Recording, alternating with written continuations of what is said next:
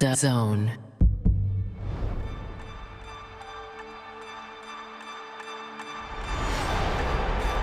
DAZN is the home of boxing, with over 150 live fights a year. This fight has lived up to expectations.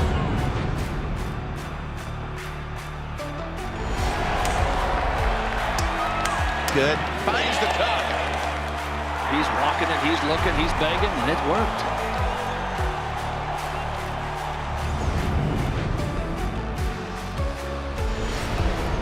Ladies and gentlemen, let's get ready to rumble! How do you like it? How do you like it?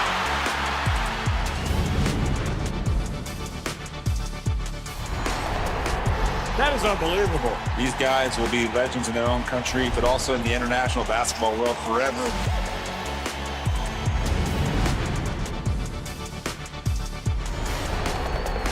Are you not entertained?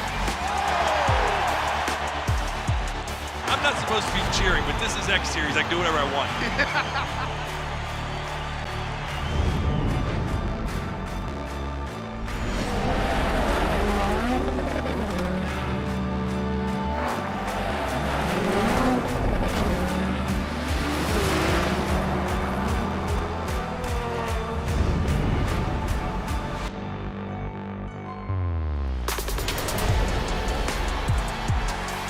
It all comes down to tonight. Don't miss the biggest night in MMA. PFL is more than a fight. Catching up on any NFL game is easier than ever before. Looking to the end zone for the win! Oh my gosh, one of the great games you'll ever see.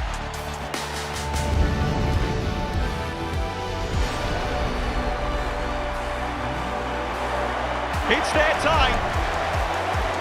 A night to remember.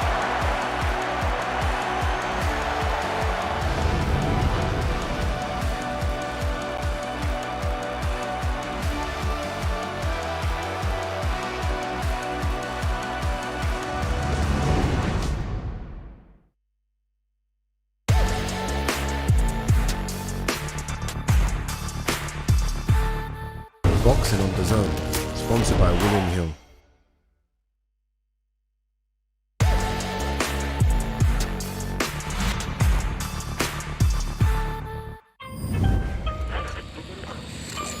First time buying crypto? It's like your first visit to a taco truck. You're thinking, are these guys legit? What's in that? Do I even like tacos? So you start with un poquito, a taster. If you like this, we can mix things up.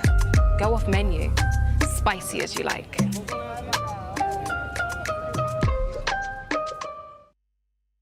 a game of it here. Penalty. Oh, if one man's going to miss. Here we go. They l'aveva promesso. Intense pressure. One shot! Oh, not again, love. That is unreal. Here we go. Absolute perfection.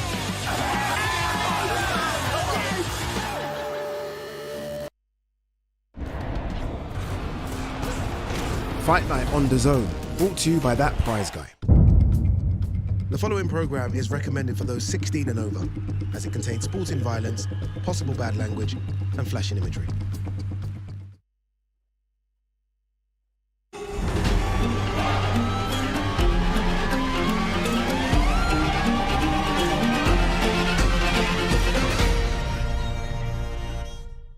All right, here we go, people. This is big. Now, we've been to London, we've been to LA. Riyadh season is finally back in Saudi Arabia for something very, very special.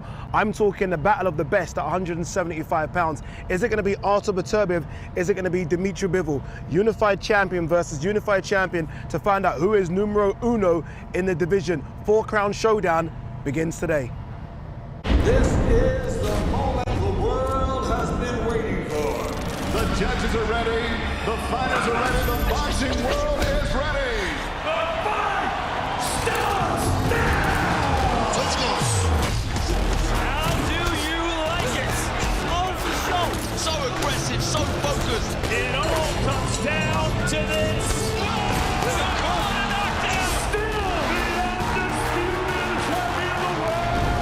Fight night, only on DAZN.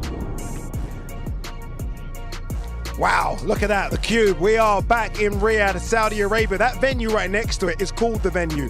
That's where the tennis is going to be held next week. And just next to that, which you probably can't see in that shot, is the Kingdom Arena. What I'm trying to say is we're back right in the thick of it for something very special this weekend. Beterbiev versus Bivol for everything. All the marbles at 175 pounds. And the right, I think, to be crowned one of the best light heavyweights of all time. The Avenger team has been assembled again. Barry Jones, Darren Barker, nearly forgot your name, Barry, there. Just for about half a second, it kind of skipped me for a bit. We are here, guys. We're here again. By the way, it's been a year since Fury and Ngannou. How's that happened? Like a year.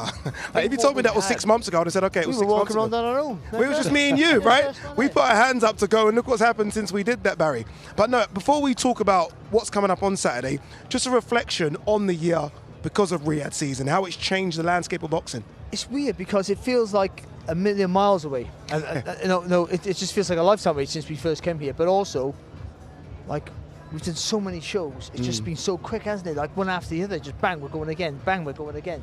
And they're not just little shows; they're mega events. Yeah. No, some of the fights we've had recently, you just would never have seen them. No, the Fury Usyk fight. When would you? Well, that would never happen. This fight here, no, on Saturday. Impossible. It's just never. They're never going to happen. There's no money for it. So like, we got the fight. And like for boxing fans now, this is one of the golden eras. We, especially old people like myself, we go back to the 80s, which is the greatest time in boxing history, in my view.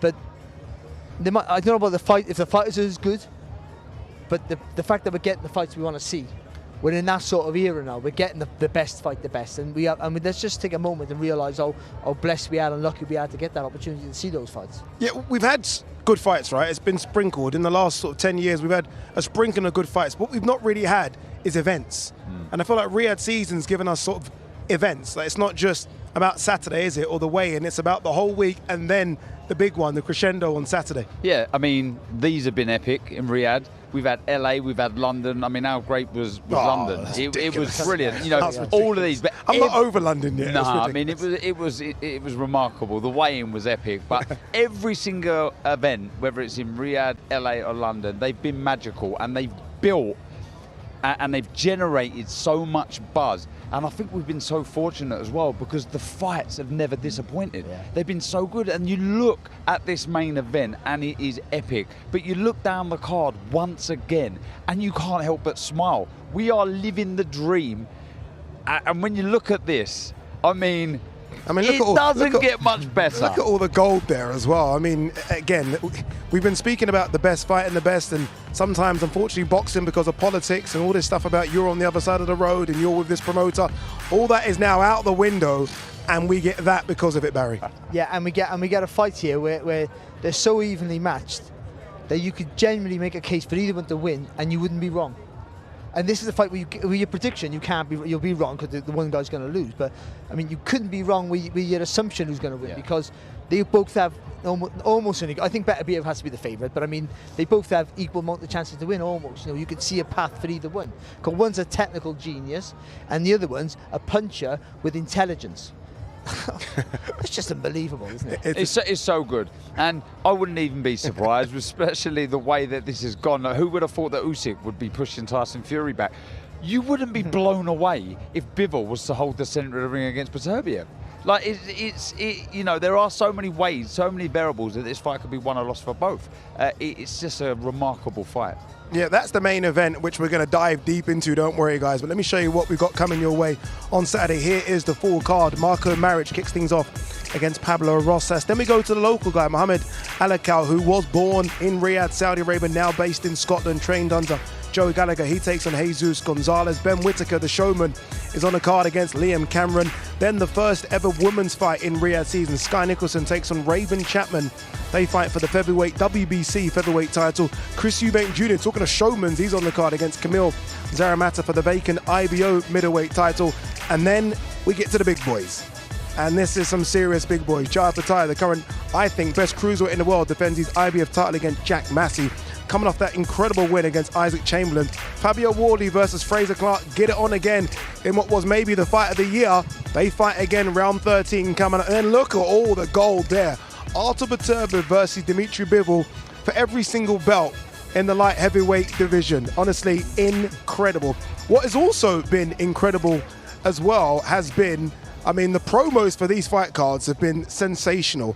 I think, though, this could be the best one. Artur Beterbiev versus Dmitry Bivol, a bit of Games of Thrones-esque, I think.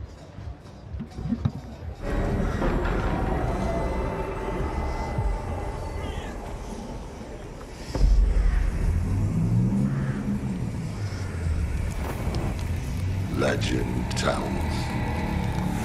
at the peak of the highest mountain in all the lands,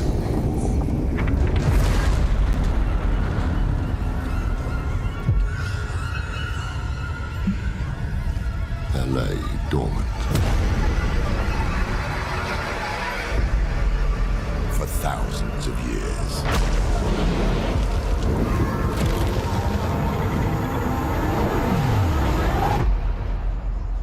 A mystical crown, untouched, with the power to rule all of mankind.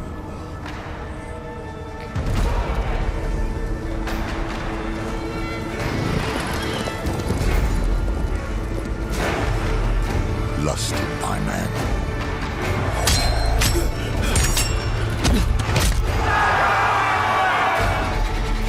Willing to die for its gift.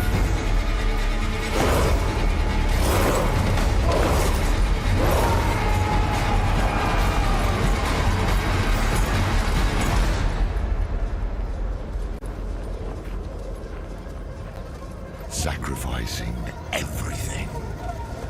Before them, a terrifying journey awaits.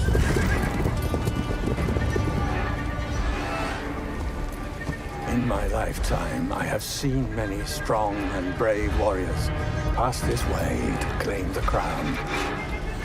I have not seen them since.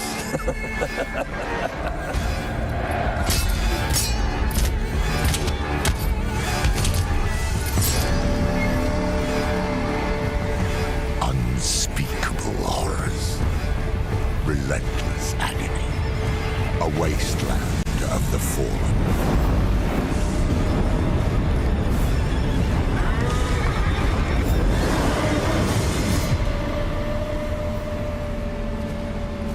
Hunted from the shadows, they danced with death.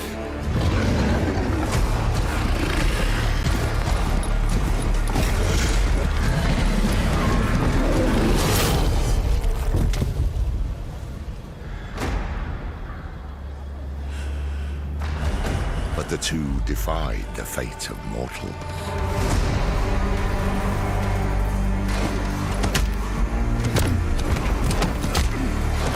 Knocking down thousands before them.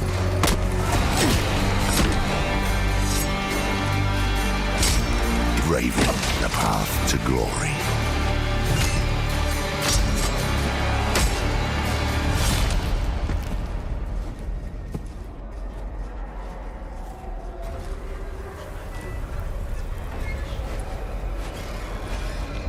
Challenging every fiber of their being.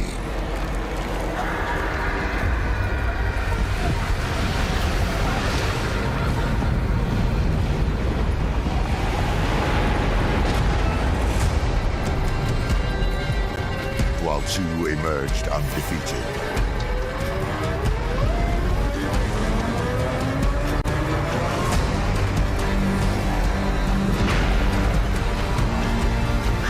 There could be only one possible outcome.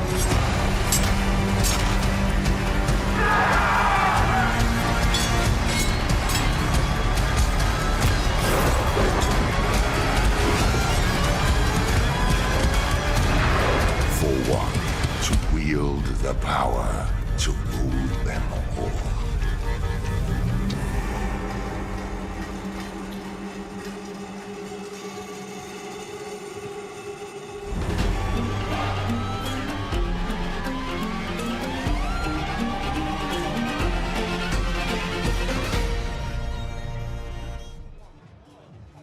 Incredible. Like, it has to win some sort of award. I don't know what award it needs to be nominated for, but that was incredible. That is now, without a doubt, my best one. Yeah. I think I'm going that number one. For me, that number one, I'm going Fury and Garner number 2, and I'm going 5 versus 5 number 3. Oh, mate, I don't follow MMA, but you're going to watch this new PFL one with the Ganu and the other guy. Yeah, okay, yeah. It's I caught clips of it. I don't know how, but I couldn't stop watching it. It was absolutely fantastic. That good. It's brilliant, yeah. What's your favourite one so far? Oh, it's a juggle of your three. Yeah. I think that is so on point, on perfect, character, on theme. I think they've got it spot on there, and I like the 5 and 5 was brilliant. They're so good. Bivol could be an actor. He plays that role quite well. He enjoys that, doesn't he? All right, so it isn't just us three. We do have a 4th member of our team who is here, backstage somewhere. She's going to be doing all the interviews on stage. Let's get a quick word of her. Olivia, where in this cube, where in this Riyadh place are you? Thank you very much, Addy. Yes, I am here backstage. I don't know if you can hear, there's actually loads of music going on right now. It's a proper party atmosphere backstage. I was going to start dancing, but no one needs to see that, so I'm definitely not going to do that. But this is the exact walk that the fighters are going to make when they get out their cars just to my left-hand side. Some of them will never have done this. We've got a fighter making his professional debut. Obviously, we have title fights as well. I mean, Sky Nicholson defending her title for the 2nd time. Every time I see her, she's got the biggest smile on her face. Obviously, these fight weeks are brilliant. We've always got so much to look forward to. And I'm actually the lucky one, Ade. You mentioned it there. I'm going to be trying to get as much as I can out of these fights. I know people have struggled with Artur Beterbiev.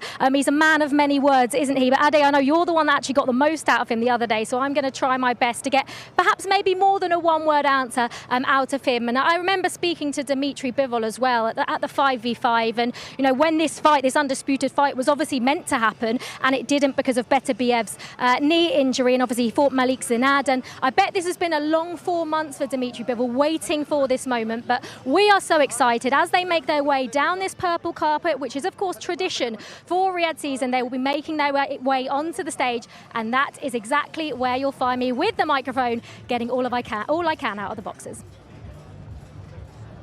That was good, wasn't it? That was impressive, isn't it? I thought she had auto cue in front of her. That's how good she was there, Olivia Bezzaklo. How dare you? How dare you? But no, she explained it very, very well there. She is going to be speaking to all the fighters as they make their way on the stages. It's going to be incredible. It really is. By the way, the fighters are running a bit late as well, we've been told. Running a bit late. Who better to fill? Who better to fill than us as well? But I'll be having words. Yeah. So honestly, I've got on the phone already. I'm saying, excuse me, we got here on time. You take Beterbiev. I'm going to walk right up to Optire and say, can I get you anything? Yeah, how dare you, how dare you. But look, we are going to talk a lot about Artur Beterbiev and Dmitry Bivol. But before we do that, here's Large with a feature about both of them. October the 12th, live from Saudi Arabia, 2 undefeated titans put it all on the line as they stake their claim for the light heavyweight throne. Beterbiev versus Bivol.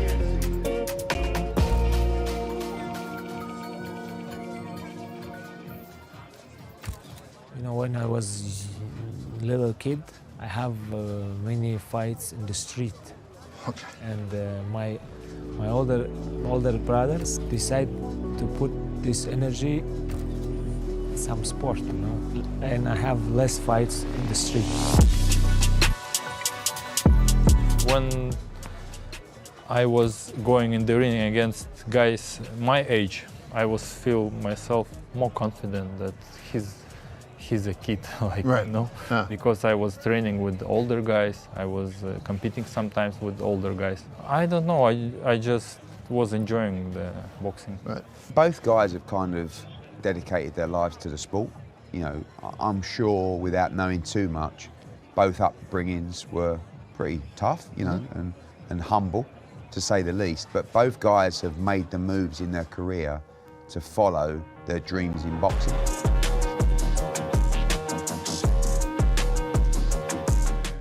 Yeah, it's injuries. I think it's part of sport.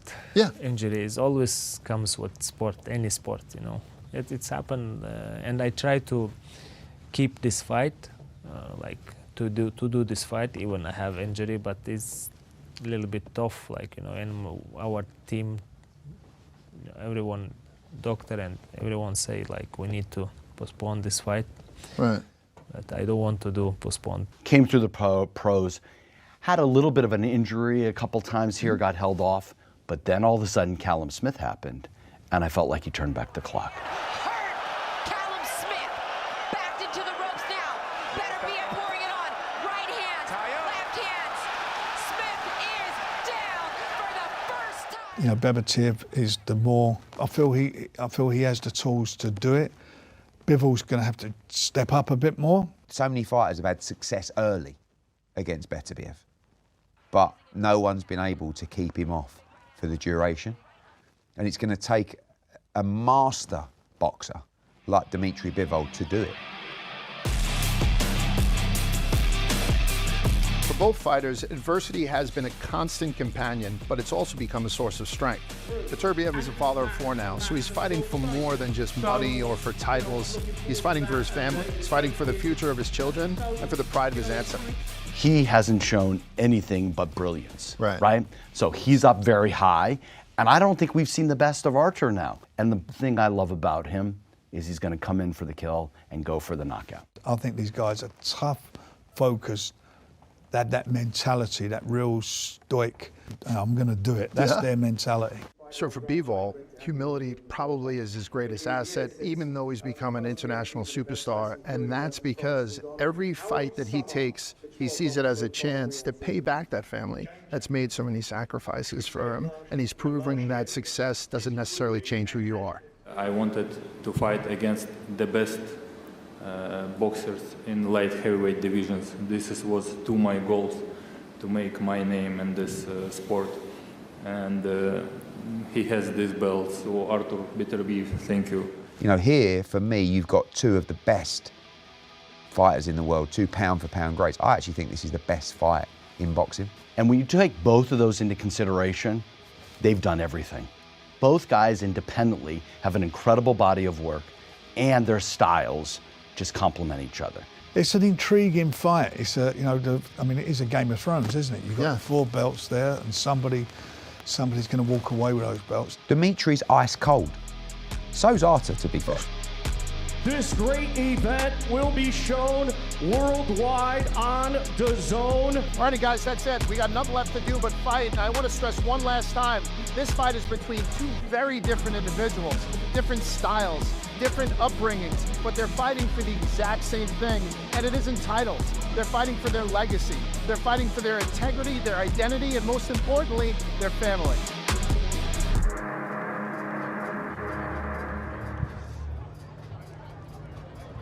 Loads on the line, loads, absolutely loads. Again, look, it'll be interesting to get both of your take on this because there's been so many fantastic light heavyweights over the years, right? I mean, Bernard Hopkins, Roy Jones Jr., your good mate Joe Calzaghe, Bob Foster, there's so many. Where does the winner rank in the discussion? You don't want to go back 100 years, but where does the winner rank in the discussion of recent light heavyweights? Oh, yeah. I mean, right up there. Right up there. I mean, Roy Jones probably wasn't his favoured division, but I think on his day had the ability to beat anyone. Joe Calzaghe, I'm always going to back him. Kovalev, we were talking earlier. Imagine Pete Kovalev versus Pete Beterbiev. Lord. I mean, what a fight. Andre Ward. Andre Ward, exactly. I mean, there is some real good fights, but you couldn't argue with either of these two taking on any of them. I mean, yes, you go back. You know, the light heavyweight division has been one of the most glamour divisions, I think. I mean, we have some of the best fighters: Ezra Charles, Archie Moore, Billy Conn. You can go on forever with the list, of course. Bob Foster, obviously, brilliant. But Ezra Charles probably reigns as #1 still. But I just think that they're in the conversation, and it's all about preference. But I think for recently, I think, say, let's just go from the 70s on, they're right in there. There's been some great divisions with great real fights, fights like this.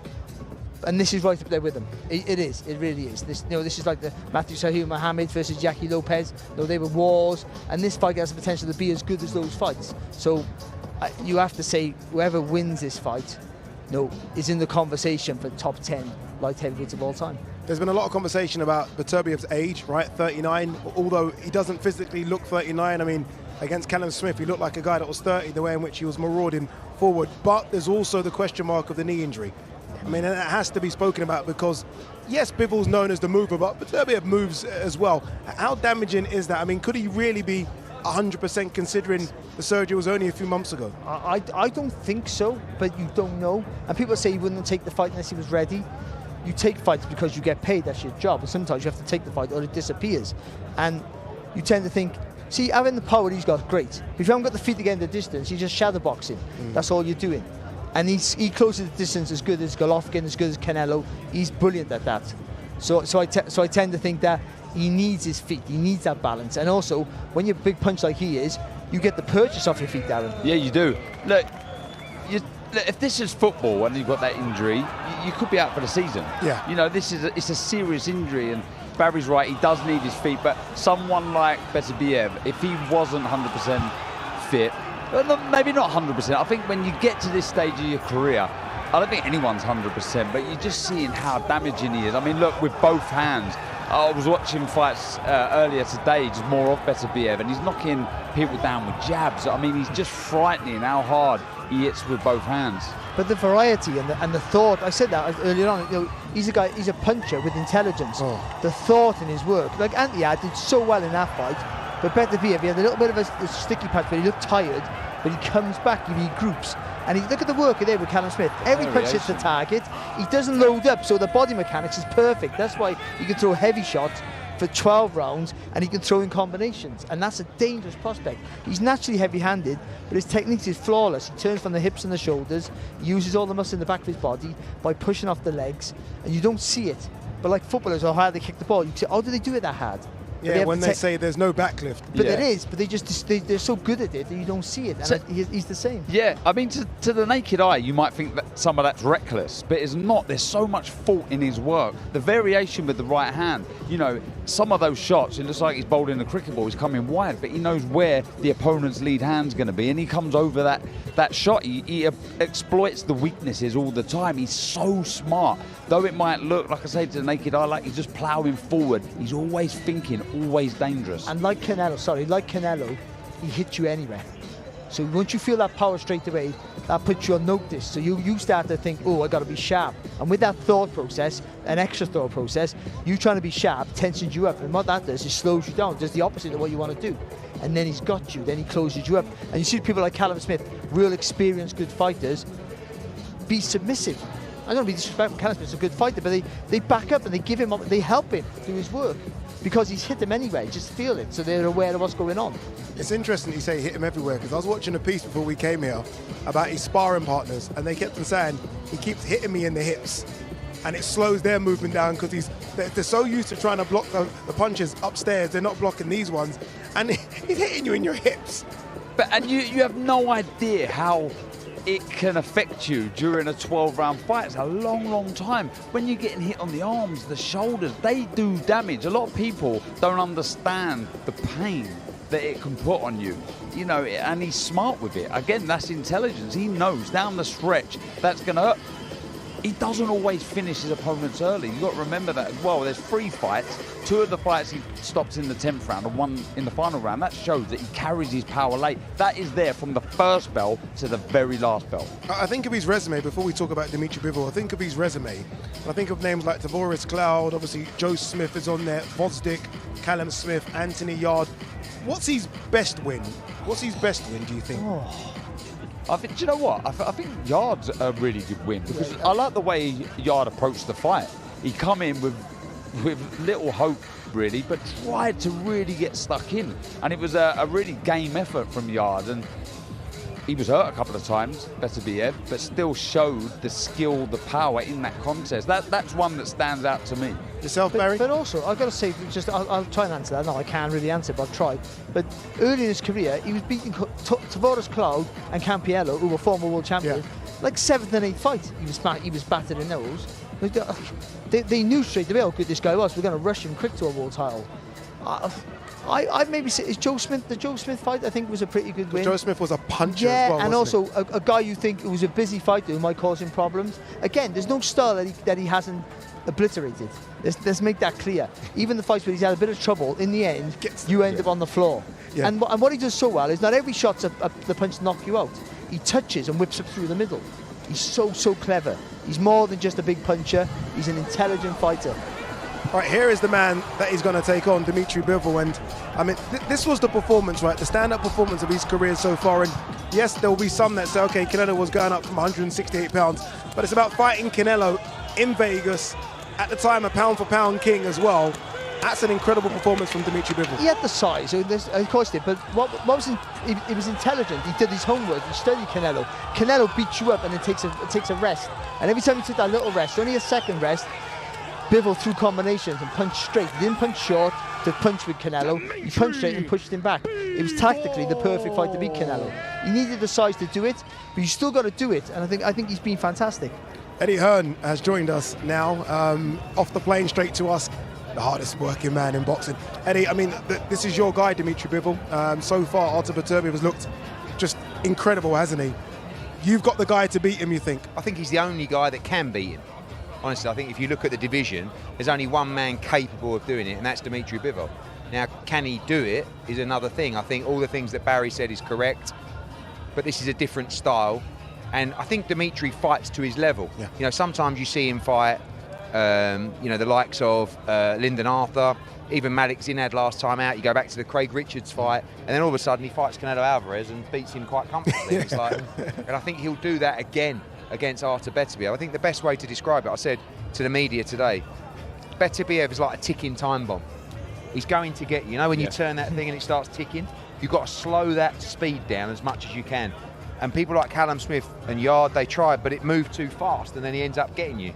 So Dimitri's got to try and, in my opinion, rack up a sustainable, sizable lead early in this fight. If you get to the 6th, 7th round and you're 5-2 down and he's still pushing the pace on, what are you going to do? I don't see Dmitry taking him out. Yeah. Do you know what I mean? So he's got to box him, use his feet, and he's got to rack up a lead. But what Beterbiev does really well is he wins rounds by doing very little.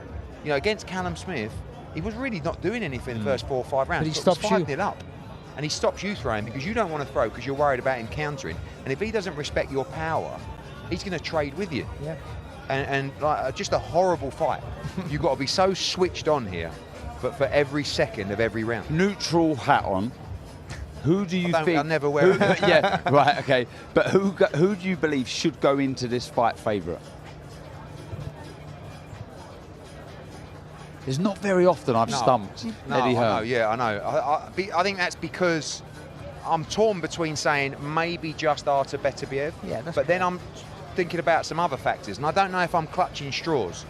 Beterbiev has never boxed in Riyadh before. Dmitry Bivol has done it a couple of times. When he's gone on the road, even when he's gone to America, he hasn't looked as good as when he's fought in his home comforts of Canada, particularly Quebec and Montreal and around there, right? He's coming off knee surgery. He's 39. Bivol's just had a fight. He's nice and active. So I think on a level playing field, you might give Beterbiev a slight edge in the fight. But I think all those things considered, I don't know. You know, I think it's really difficult to say one person has an edge or is a favourite in the fight. Yeah. The first 6 rounds of this fight will tell us everything. If he starts landing on Dmitry and buzzing him and hurting him, you've got the longest night you could ever imagine. But if he can get into a rhythm, because in the Canelo fight, I was thinking, I think Canelo's going to catch up with him in a minute. Yeah. And he just got better and better, and his rhythm was just there and there. I don't know. The secret for me, for Bivol, is got to stay off the ropes. Beterbiev walks you down, and Bivol's movement is fantastic.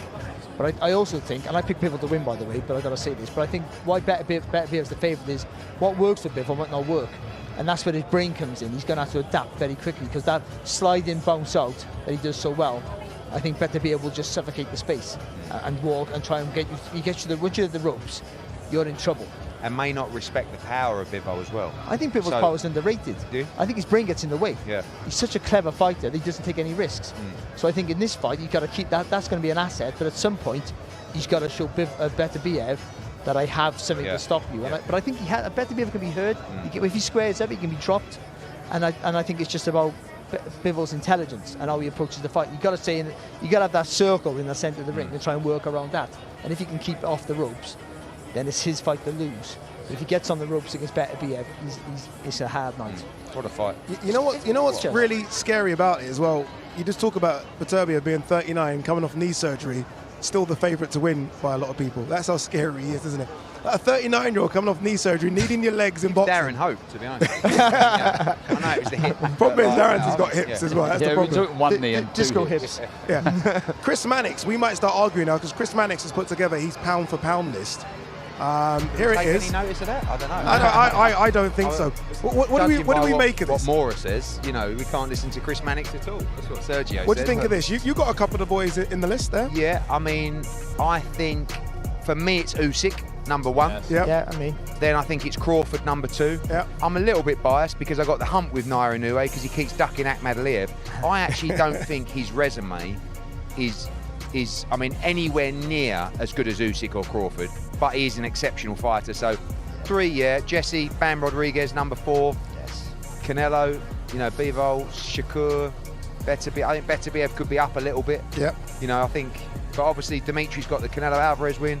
Gervonta Davis, I mean, Haney, I think it's arguable right now, but, you know, previous performances. But, you know, my better question is, where does the winner of this fight go on the pound for pound list? That's a great question. That's the question I want to know. And for me, it's number 3. 3, yeah. You know. Yeah. Really, they're taking Inoue's place. I think so. Yeah. Listen, if Darren, Bivol wins, Barry, yeah, I know you're a big Inoue fan. Do they really jump above Inoue? I am a big Inoue fan because I think, you know, what he's done has been phenomenal, and the way he's doing it as well. And the Bam's beating Hall of Famers for Barry, fun. Look at the wins. Yeah. Stephen Fulton, good win, but Fulton didn't look great in his last fight. Just got dropped in, you know, against a reasonable opponent. Yeah, but after Inoue hurt him. Yeah. But you know, I think someone like Dmitry Bivol, when you beat Canelo Alvarez, who was the pound for pound number 1, yeah, and particularly obviously if you beat Artur Beterbiev, don't start telling me that Inoue should be. We're going to majorly fall out, Barry. If I see a pound for pound list from you when Bivol wins, and you don't put in number 3. Oh, that will itch.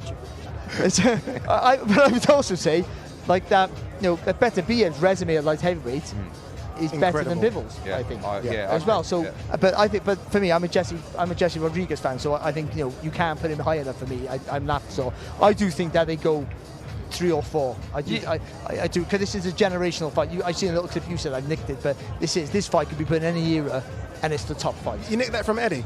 I saw something the other day. If I know, obviously, look, your team Bivol. If Beterbiev wins, I spoke to Beterbiev potentially about going to cruiserweight. Could we see Beterbiev versus Jar Pataya? Is that just a no? In my opinion, you'll never see Bivol go to cruiserweight. Yeah. Like the guy's walking around on weight now. Like, and I think. No, Beterbiev. Oh, sorry, Beterbiev. So I thought you meant Bivol. Sorry. Yeah, but this is another point. I actually think Beterbiev is tight at the weight. Oh, he is. Right? Yeah, I do. Yeah. I think, you know, there were cameramen who said he was very reluctant to strip down yesterday for the shots. For me, don't get me wrong, he was absolutely ripped to shreds, but that's 5 days out. Yeah. I think this is going to be a tough weight cut for Beterbiev. You could see it. He's already talking about going up to cruiserweight. Obviously for Bivol, you know, that for him he could make 168 if he really brought himself down. But I think Beterbiev's going to be very tight at this weight on Saturday. So with Opataya winning Saturday, there's obviously CBS versus Zerto Ramirez. That's the obvious route. But if that fell through, or that was to happen and he was to win, is it something that you'd look at? Yeah, I mean, I think, you know, again, if Beterbiev was to win, him against Opataya is an absolute, I mean, incredible fight. And, you know, I think that's the kind of fight that His Excellency would look at and say, that's the fight I want to try and make. For Jai right now, the only focus is to come through Jack Massey, which I actually think will be a really good fight. Yeah, Massey's really tough. Yeah. You know, fair play, it's a Brit trying to win a world title and the Ring Magazine belt as well. But then next year, unify the whole division. You know, if that doesn't include a Beterbiev, it's going through the winner of Ramirez and CBS, and then Mekalayan, and then move into heavyweight. Eddie, thank you very much. Not that I don't like you talking to us, but the show has to go on. I've done my job for filling. You've done your job as always. Let's throw it downstairs to Thomas Dry because the fighters have finally arrived.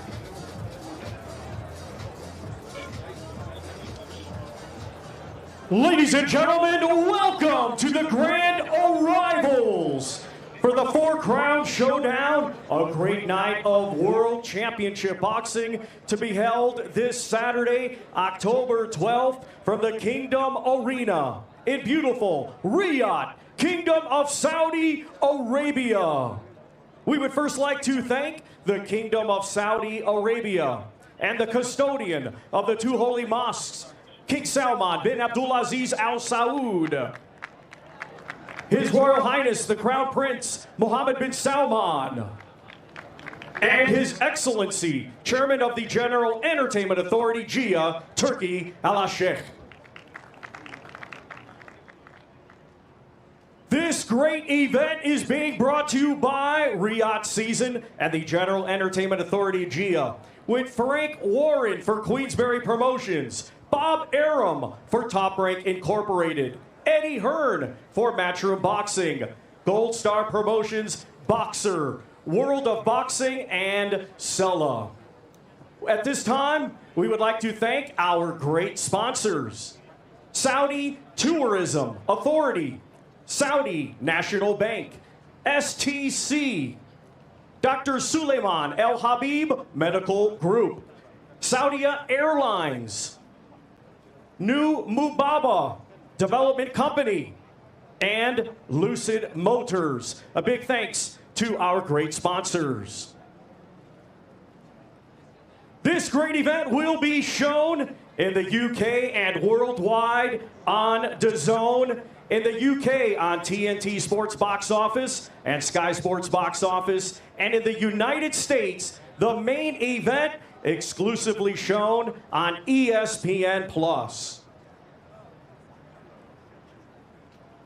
Let's now get the grand arrival started. Our first two fighters competing this Saturday in a scheduled 4-round international lightweight contest. First, coming to us from Sucre, Colombia. His professional record, 3 wins with 2 defeats. Here is Jesus Gonzalez.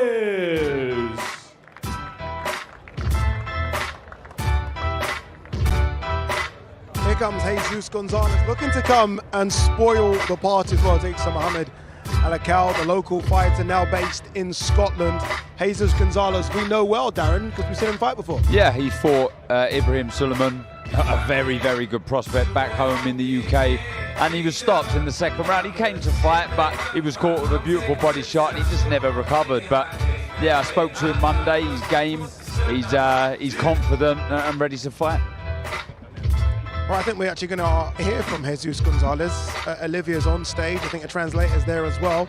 Be interesting to see how he takes all of this in, because this is a massive step up for him. Jesus, this is a massive step up for you. How are you feeling right now that you're here in Saudi Arabia?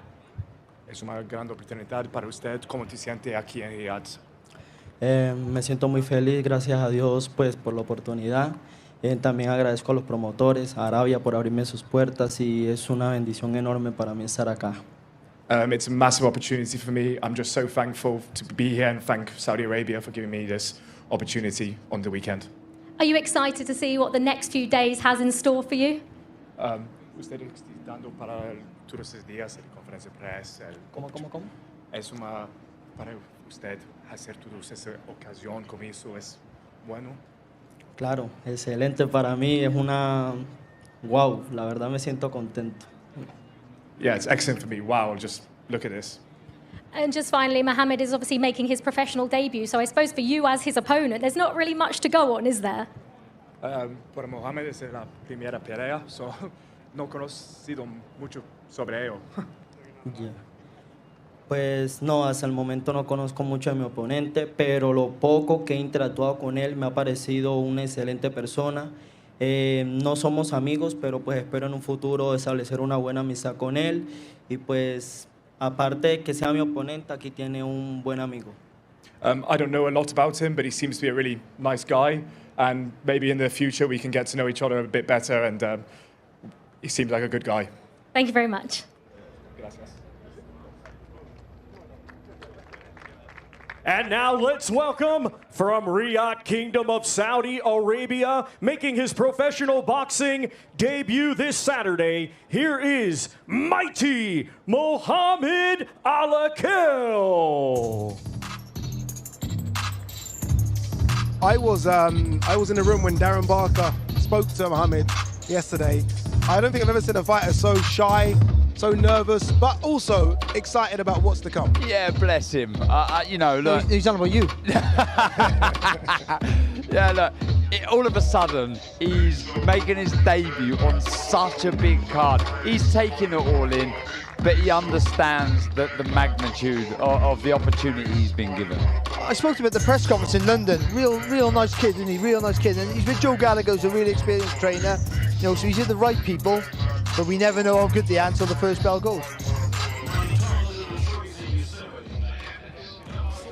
Mohammed, I mean, you're here. Obviously, you're based out of Scotland, but this is your home country. Now that you are here, how are you feeling? Try and sum it up for me. Yeah, I feel good. You know, all the hard work's been done. Now it's time to have fun and enjoy it. So yeah. Do you feel like this is your moment? It's your professional debut, and it made sense for your professional debut to be here? Exactly, representing my country and finding my country. You know, debuting. It means a lot. It means a lot. I mean, you heard that some of the fans there making noise for you. Everyone in that arena on Saturday night is going to be behind you, aren't they? Yeah, I can't wait. I'm looking forward to it. Thank you so much.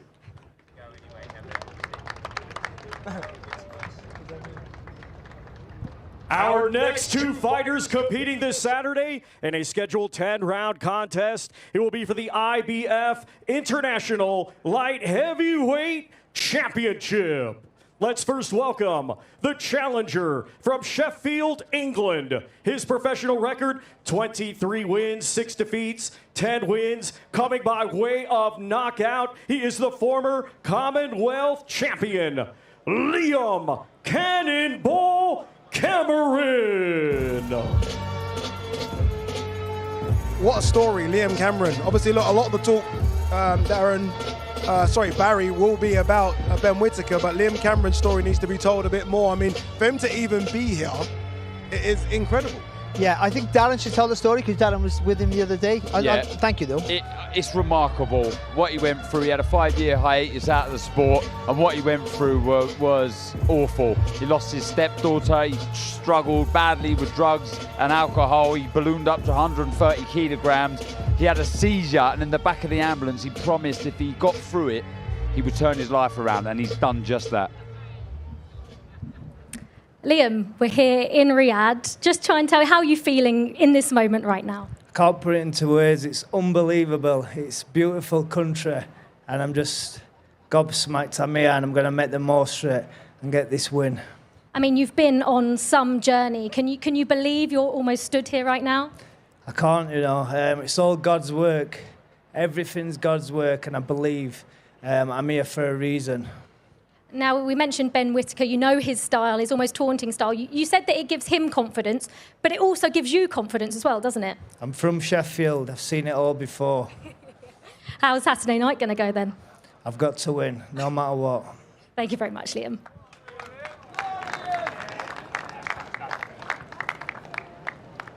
And now let's welcome the defending champion from Darlaston, Staffordshire, England, a 2020 Olympic silver medalist, now undefeated as a professional with 8 wins. 5 of his 8 wins coming by way of knockout. Here is the reigning and defending IBF International Light Heavyweight Champion, Ben the Surgeon Whittaker.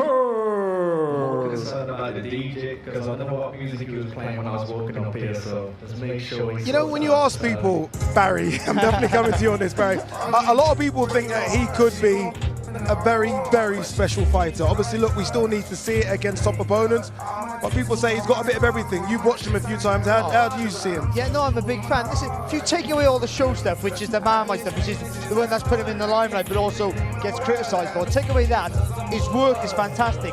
He's a real quality boxer who in the amateurs has shown real toughness, so people think he's not tough, he is. This is the biggest test of his professional career, but I do tend to think he's one of those fighters that the bigger the test, the better the performance. And I think stylistically, though Cameron will really try his best and will really make Whittaker work for it, it's the style that's going to suit Whittaker the best. This is a guy who could, like Fury, without all the things that he does, you don't like the showboat and stuff, without that, he loses his magic. He needs that to express himself. He's a real talent. Here he is, Mr. Entertainer, coming out dancing. You've actually fought in Saudi before, haven't you? This isn't your first time. Yeah, it's my second time. It's an amazing reception out here. The people are lovely, nice weather. Can't ask for more. Has it changed very much, or is it all the same? It's all the same for me, but it's getting bigger and bigger. They're putting on great shows, great fights, and I'm happy to be a part of it. People talk about your style. I mean, your taunting style. You're not going to change for anyone, are you? Hey, there's many plans to my style. There's an A plan, B plan, C plan, but I'm just doing what I'm doing right now. Is this the toughest test of your career so far, do you think? I don't think so. We'll see Saturday. Thank you very much.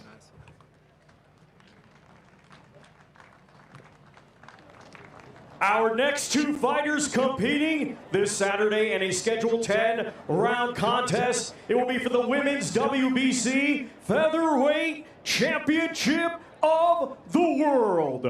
Let's first welcome the challenger from High Wycombe, England. Undefeated with 9 wins, 2 of her 9 wins coming by way of knockout. She is the current Women's WBC International Featherweight Champion. Here is the Omen, Raven Chapman. Sky Nicholson in her fights has barely been touched, let's be honest. I mean, she's making them look very, very easy. Do you think she's going to be given her hardest test on Saturday against Raven? Is Raven the one to push her? Well, her style is. Her style, she's very busy, she's naturally aggressive, she likes to get on the front foot. She won't be standing off of Sky Nicholson, because if anyone does that, they're going to get picked off. This woman here is game, is confident, and like I say, the natural aggression that she has and the boxing know-how will hold her in very good stead. So yeah, stylistically, she has a good chance.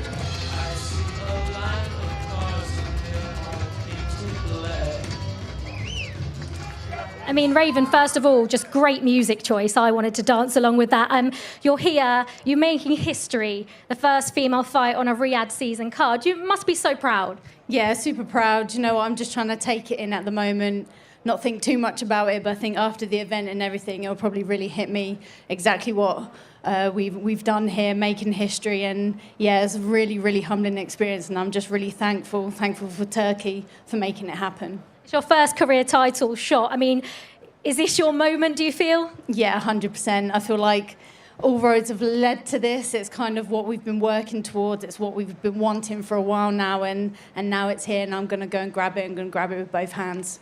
I mean, and out of all of the fighters that have stepped on this stage so far, it does feel like the support is there for you. Yeah, it's really great to hear. I've got a lot of supporters coming out here as well, and that's amazing. People that have followed my journey, been there from the very beginning. They know the struggles that I've been to get here, and they're with me all the way. Thank you very much. Thank you.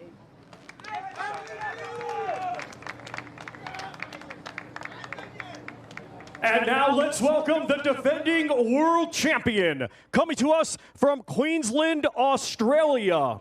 A 2020 Olympian, now undefeated as a professional with 11 wins, 1 win coming by way of knockout. Let's welcome the reigning and defending Women's WBC Featherweight Champion of the World, future undisputed, Sky Nicholson.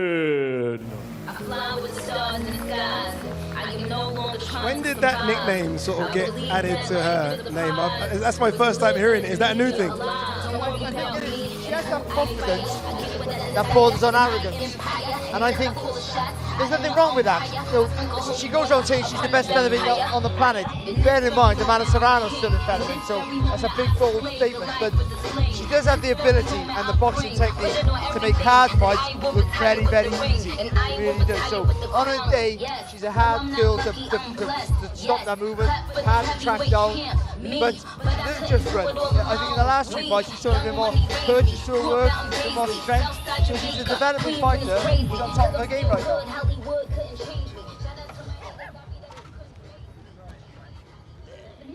Tonight has been absolutely unbelievable. I was singing along with you as you were walking out. Sky, being here, making history, I just spoke to Raven about it. It must be a really special moment for you both. Yeah, of course it is. We're making history. We're part of a really, really special and important movement.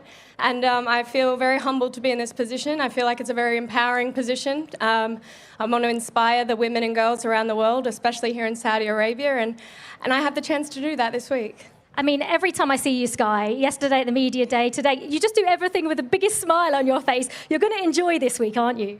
Of course, I love Fight Week. I feel like I was born for this. I was born for this stage. I was born for these events, and I'm living the dream. Second defence of that belt right there. Is it more pressure, more confidence, or both, perhaps? I feel like I'm getting better and better every time, so it's not pressure, but I feel very excited for the opportunity. I'm excited for the stage that I get to perform on, and I'm ready to put on a show. Thank you so much.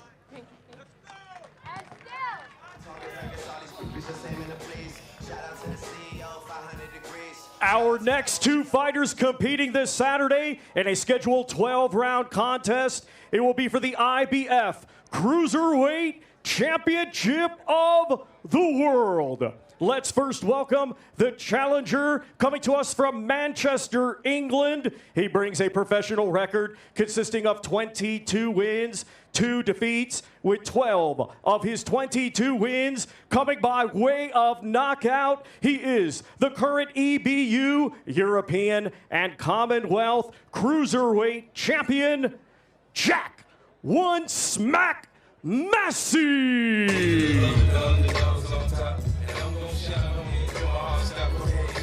I love a good nickname, and One Smack is a good one, isn't it? Jack One Smack Massey is a good one. How much of a problem is he for Jai Pattaya? I like this fight. I don't mind it at all. You look at the 2 defeats that Massey's had. There's no shame in them. The one against Richard Riakporhe is debatable. You know, there wasn't much in that at all. And then he's fought Joseph Parker. I mean, he was 14 pounds over the cruiserweight limit. I mean, it's incredible. He's very, very confident. He believes in himself. And this is an opportunity that we all dream of as fighters to challenge for a world title.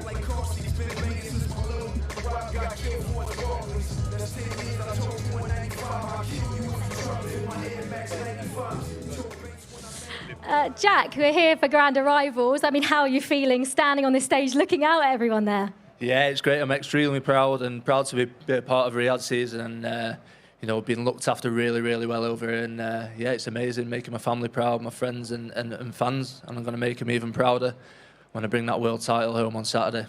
You've been on quite the journey to get here, haven't you? I have, yes. It's been a long, tough journey.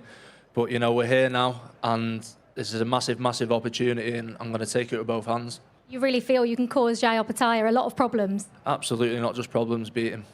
Perfect, thank you. Thank you very much.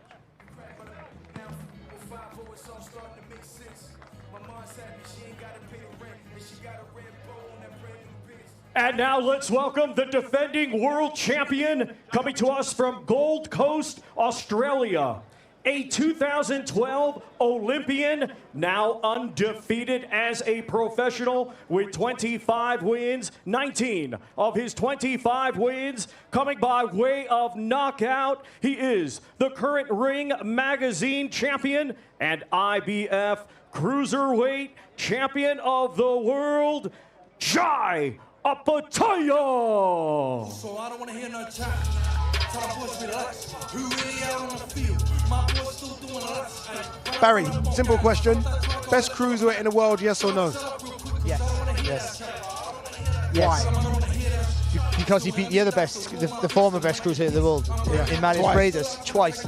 Yeah, and also, see, people just see, because he came over to the UK and he destroyed a couple of guys, people think that he's this absolute just a big puncher and just walks through people. But he's actually a really good boxer, and before he boxed Breidas, that's what he was known for. And he said himself, he wants, after the Breidas second fight, he wants to get back to his boxing. I think he got carried away with his own power and the own hype that people called him this destroyer. And because he's such an intimidating factor, a figure outside of the ring, people forget that he's actually a boxer who's based on skill. Jay, your last few fights have been in Saudi. You must be getting used to all of this now. Yeah, I am, man. I love it. You know, it's like a second home now, so I'm excited to be back. What's your favourite part about being here? Just being a part of these Riyadh seasons, you know, they really raise the bar. This is like, you know, I feel like if you're not a part of the Riyadh seasons, you're missing out, so I'm honoured to be here. The guys up on the stage have just called you the best cruiserweight in the world. Did you feel any pressure with that label? Not at all, man. You know, we've always had pressure. We live under pressure. So, you know, the 12th of October, we just got to prove again that we're the best. I know you have aims to be undisputed at this weight, perhaps even then move up, but all your focus, I assume now, is just on Jack Massey on Saturday night. Exactly right. We're not looking past him. You know, we've got a job to do, and we're looking forward to getting it done.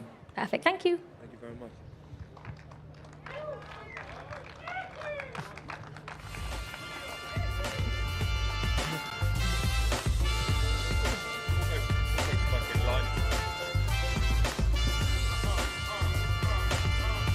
Jai Pataya there, Jack Massey, remember the IBF Cruiserweight title on the line. I mean, those eyes are scary, though. I know you said, you know, what you said, Barry, but those eyes are frightening. He's looking, LaLiga's asking him a question, and at the end he looks at her like, he goes, yeah, no, yes, thank you, but you can have it as well. That's what his eyes. He's not saying. That's what his eyes are saying, and that's why we're all scared of him. Yeah. He's not the biggest man that been around, but he's the most intimidating person when I've been around for a long time. Especially in fight week. Like we've interviewed him and seen him outside of fight weeks, and he's still quite intimidating, but he's quite joyful.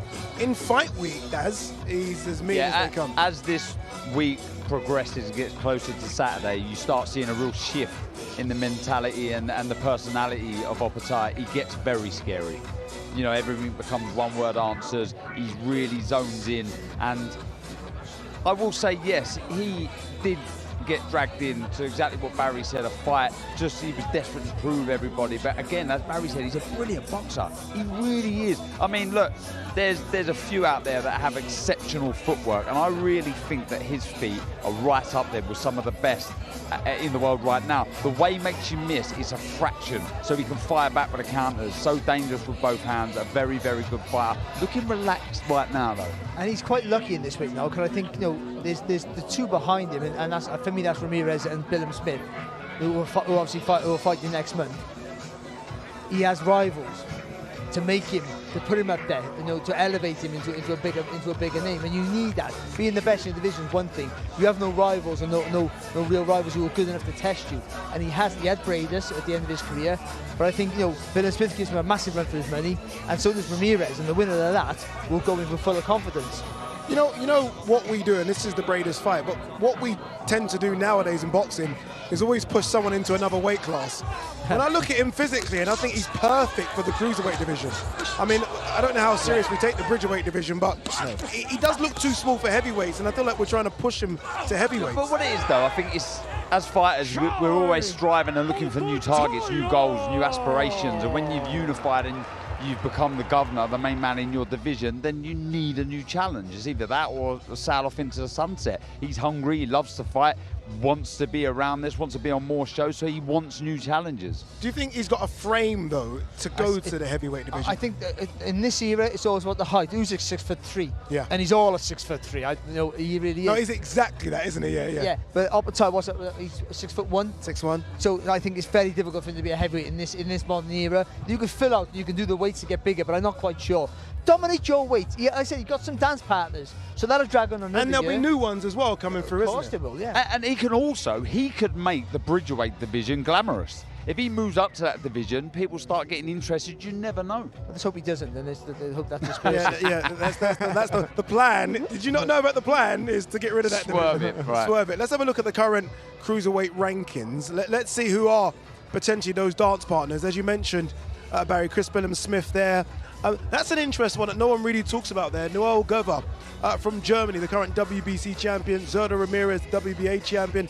And then you go down a bit down the list. Richard Riatpour is still there. Number 10, Chev Clark, looking to get in the mix soon as well. Number 6, the former champion, Gulamarian. You know, that's a good fight for. There's loads of good fights for him there. There might not be any. I mean, except for Ramirez and Smith. You know, they're the sexy names, if you want to call them that. You know, that will garnish some interest. The other ones are all good fights for him. Riatpour's still a good fight for him. He can come back. But Massey's a hard night. Yeah. Massey's a hard night. I don't think Massey beats him. But he's a hard night for anybody because his structure's really good. Can we put the list back on again? I want to quickly point something out there on that list, which I always find intriguing. Americans don't care about the cruiserweight division anymore. No. They don't. You look at the list, and it's so strange to see a list without any Americans. Look at that, none. Yeah. I mean, you almost feel like if the Americans got involved in this somehow and started chucking a few fighters into the cruiserweight division, it could be a glamour division around the world, but it seems to have been for the last at least 10, 15 years just a European division. And I think it's because the heavyweight division is such a lure. You know, everyone wants to fight in the heavyweight division. So if you are around that, you know, 200 pounds, you're just going to beef up a little bit. You're going to go up to heavyweight. And also, I think that in the United States, I think they're coming back now, but a lot of athletes, they were lost in boxing, but taken to other sports. Yeah. I think that's the truth of it. I think so. You know, the bigger guys, the cruiserweights and the heavyweights, went to other sports, football, basketball, and whatever they are, if they're that talented. So, I think there's a bit of a shift in American psyche, and I think they are starting to get involved again. I think Deontay Wilder was a big help towards that. Let's not forget that. We talk about fighters who've helped change generations or change patterns or mindsets. I think Deontay Wilder, the American audience in the heavyweight division, was a big factor in that. Imagine him in the cruiserweight division, a peak Deontay Wilder in the cruiserweight, and that kind of punch power. Well, he looks doubly hard in that shirt and hat as well, doesn't he? I mean, doubly hard, and not many people can get away with that. Jaya Pattaya certainly does. Look how close they are as well. Look at them, that close to each other. You know, they really want to have a look at each other. They really do. They will both know they're next to each other there. Yeah. You know, Jack just had a little look. Yeah, a little look. They'll be feeling each other's energy right there for sure, no doubt about it. This man, though, what an opportunity, what a story. You know, 2 defeats that he can take confidence away from. But again, I spoke to him yesterday, and he understands that he wants to see how good he is. You know, European champion, you should. Yeah, that's the next step. His rebuild's been fantastic. It really has. I mean, massively underrated, I think, in the British domestic scene, and he would be one of the fighters of the year, I think, for what he's done. All right, we are waiting for a certain Chris Eubank Jr. Surprise. As we do wait, here's a little feature about one of the most controversial features or fighters in boxing. Just give me a ring, speaks his mind, and some gloves. Does what he wants. It's anybody's ass. Maybe a little arrogant. I don't have anything to prove now. It's clear to see. You can Google it. He inherited his father's eccentric personality. Chris Eubank Jr. is back. New promotional team, new trainer. On the promotional team, you've chosen boxer. Why? Why boxer? Because every other promoter out here is a scumbag. Welcome back, Chris. Harmony in the room, as expected. I feel like a lot of boxers follow each other. He follows no one. I'm not a robot like a lot of these other guys in the sport. You're taller than I thought you'd be. Boxing needs characters, and Eubank Jr. is certainly a character. Anything I say is the truth, and I back it up. Being the villain, being the bad guy, none of it matters to me anymore. If I was talking the talk but not walking the walk, that to me is ego, but I walk the walk. I think I'm somebody that people love to hate, and that's what sells. You sometimes feel like he's on the cusp of being elite, but then there's a pause, there's a break, or there's a defeat. The Saunders rematch will happen. It's extremely personal between me and him. You know, a lot of people don't think he won that fight in, that first fight. I don't think he won it, but he has the win. So, we have to set the record straight once and for all. I would love that fight as I walk out of this room if he's standing there. That's what he is to me. He is an enemy. 2 other names that are constantly linked with you, Conor Benn and Canelo. Those fights will happen, but I'm not looking past Kamil Szeremeta. Any slip up here, and all my aspirations of these big fights go down the toilet. I'm gonna go out there, I'm gonna do a job on this guy. Even though we are probably at the final chapter of his career, hopefully we start to see some really good fights. He's a young 35. He doesn't go out partying, drinking, etc. Looks after his body. If you were to kind of plug him into a machine, he's probably 28. When you're 35 years old, there's certain things that you feel that you didn't feel when you're in your 20s, that's for sure. But in general, as a whole, I feel amazing. Tip top. And I know I've still got at least 3-4 years left in me of great fights, and I'm excited.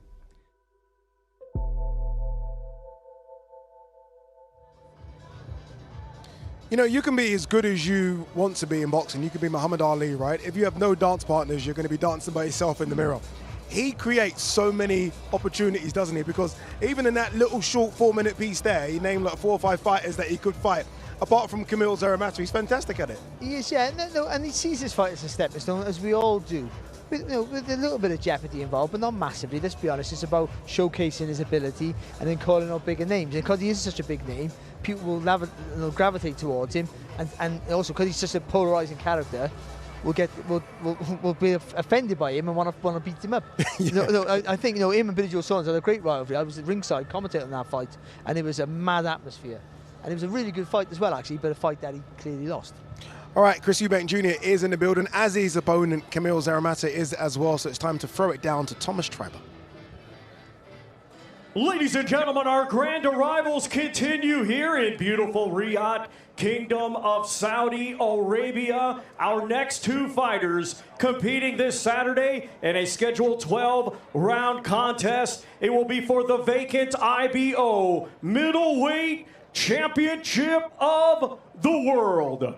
Let's first welcome, coming to us from Białystok, Poland. He brings a professional record consisting of 25 wins, 2 defeats, 2 draws, with 8 wins coming by way of knockout. He is a former world title challenger. Here is Kamil Szeremeta. What does he have, guys? What does he have to cause Eubank any problems? He looks strong and stout, big, strong legs, experience. He's been in big world title fights. Is that what it could be? Experience, maybe? You got to make Eubank work hard. The secret with beating Eubank is, Eubank throws punches in blustering combination, but he takes gaps. You got to make him work when he doesn't want to work. I think that tires him out if you can. But you got to have acceleration in your work and your pace. And I'm not sure whether this guy has quite that, but he is stoic, he's physically strong, and he has a tight defence for the most part. So I think he can make Eubank really work for the win. But I find it hard that he can go overcome Eubank.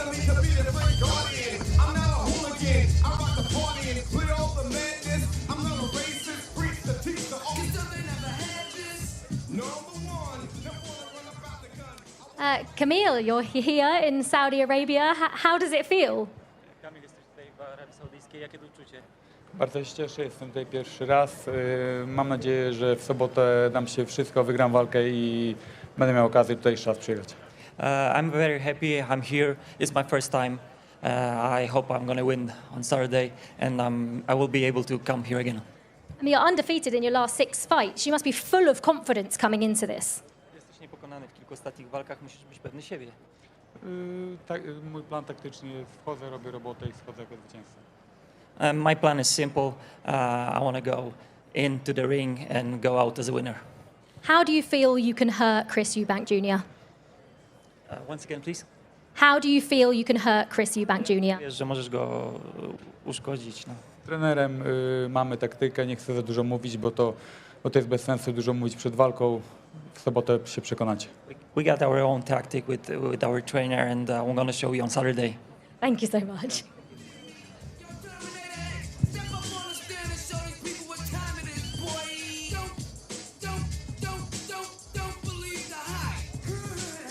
Let's now welcome from Brighton, England. He brings a professional record of 33 wins, 3 defeats, with 24 of his 33 wins coming by way of knockout. He is the former British champion and former IBO super middleweight world champion, Chris Eubank Jr.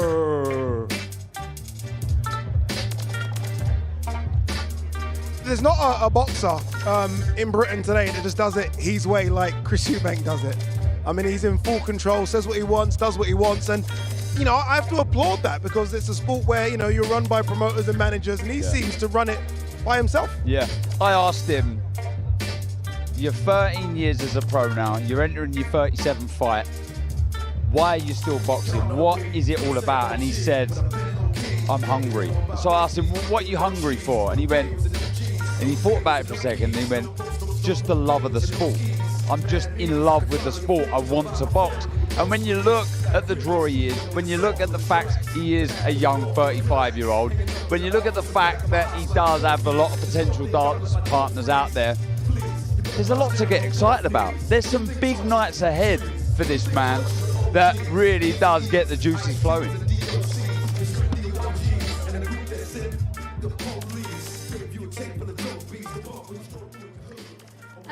Chris, it's been a rather eventful few weeks, but now that you're here in Saudi Arabia, what are your thoughts? How are you feeling? I mean, wow. The weather's perfect. The event is amazing. So far, I've had a great time. I've only been out for a few days, but yeah, it's an incredible city, and I'm happy to be here. It's a long-awaited return, 13 months out. How have you felt in those 13 months? What have you been doing? Living life, becoming a better human being. But yeah, I missed my home. I missed my real life, which is the sport of boxing. And now we are back, and we're back in the biggest way. Riyadh season, Saudi Arabia. This is the new wave, and yeah, I'm excited to be here. Obviously, Camille on Saturday night, all of this building towards another world title shot. Just how important, in terms of career, is Saturday night for you? This is the most important fight of my career because, you know, a flat performance or, God forbid, a defeat means that I don't get all the mega fights that I've been hunting for and talking about for so long. So I have to go out there, I have to make a statement, I have to go out there and perform and take this guy out. You know, that is the mission at hand, and a few days left to go. Thank you so much. Sorry, guys, but I've been crazy. There's no way that you can save me. It's okay, go with him, Haley. Nowadays, everybody wanna talk like they got something to say, but nothing comes out when it's Our next two fighters competing this Saturday in a rematch. It is scheduled for 12 rounds. It will be for the British Commonwealth and WBA International Heavyweight Championships. Let's first welcome the challenger, hailing from Burton-on-Trent, Staffordshire, England. He was a 2020 Olympic bronze medalist and now is a professional, undefeated with 8 wins, 1 draw, 6 of his 8 wins coming by way of knockout. Here is Fraser, the Eraser Clark. Here we go, a genuine headline act as a co-main, and this is a special one, isn't it? I mean, this is the one that we've been hoping would be remade, and it has. It's here now. British title on the line, bragging rights on the line, Barry. It's so difficult to pick. This is as difficult to pick as the main event. Yeah, it is, because in the first fight, I had Wardley the favourite because we hadn't seen Clark in a war. His professional career, as good as he was as an amateur, had been pretty much in second, third gear. But in that fight, he showed the grit and determination you need to be a champion, added with the skill. And it was a draw, and it was a close fight. Could have gone either way. They both think they won. And this fight cannot not deliver. It will guarantee be fireworks. And I think from round 4, maximum. And then it goes boom. Absolutely love it. I agree with everything.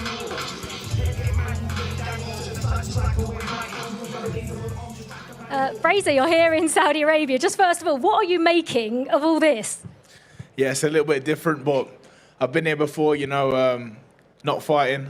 But yeah, I'm glad to be here, enjoying every second of it, soaking it up, all building towards Saturday night. You've said these moments, these occasions, these events are what you live for. Of course, you know, this is, I'm living any boxer's dream, you know, right now to do this. I'm living my dream, so Saturday night, that's what it's all about, getting there, getting a result. But all these moments, you know, one day we'll look back because it'll be over before you know it. I mean, there's so much respect between you and Fabio, contender for Fight of the Year. I mean, everyone here and everyone watching will be hoping for another contender of Fight of the Year. Are you going to give that to us again? I think mine and Fabio's styles gel, and I think any time you see us in the ring, you're going to see fireworks. But of course, there's respect. You know, we had 12 brutal rounds. Like he said, round 13, Saturday night. Thank you so much.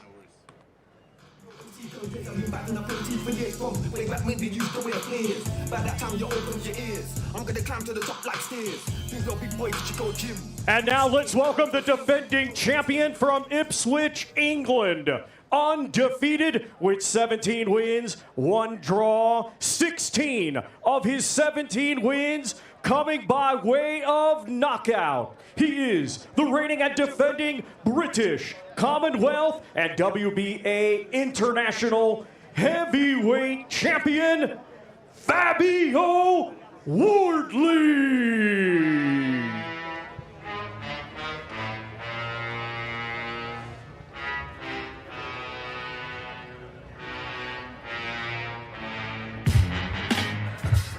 Didn't want to interrupt the song there, a bit of Pharaoh Monch, didn't want to interrupt it. Darren, how surprised have you been with Fabio's journey? Again, look, it's well spoken about the fact he's come from white-collar boxing, but it's a contrast, isn't it? You've got Fraser Clark, who's come from the fantastic amateur Team GB setup, and you've got a guy here come from white-collar boxing. Remarkable when you think he's come from white-collar boxing, and if he wins this fight, he's not far off potentially fighting for a world title or being very close to doing something of that stature. Barry's got it wrong. This will not take 4 rounds to catch fire. This will take 4 seconds. This will take 4 seconds. I'm telling you, do not blink.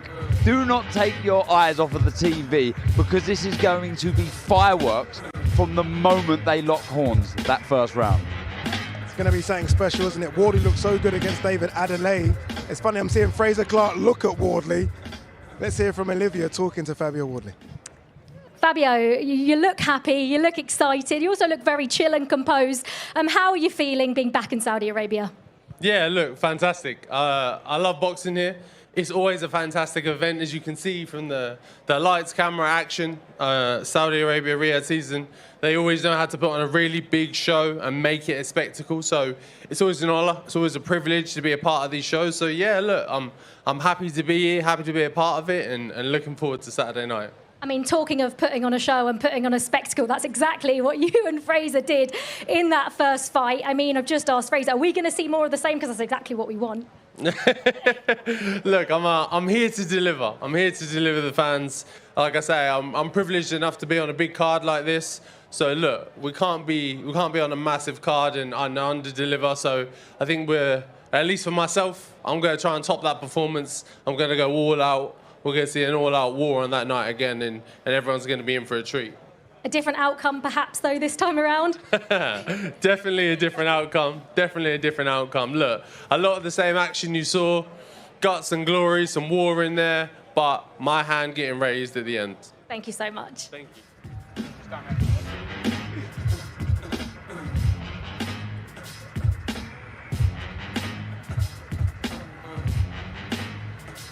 Love it. Honestly, really, really love this fight. And credit to both as well. I mean, you know you're going to go in there and it's going to hurt.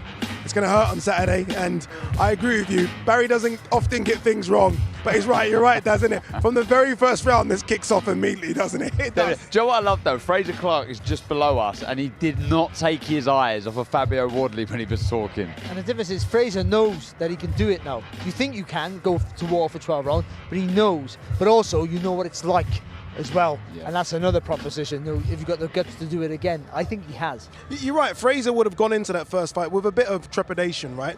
Would Fabio gone into that fight not knowing anything about Fraser or a few different things about Fraser? Maybe the 12-round distance, perhaps, going as far. He probably knew that he may have to go rounds in the fight, which he did, but I believe that that's an asset now, knowing that he can do it. So it really was a fascinating first contest between the two of them. It really was.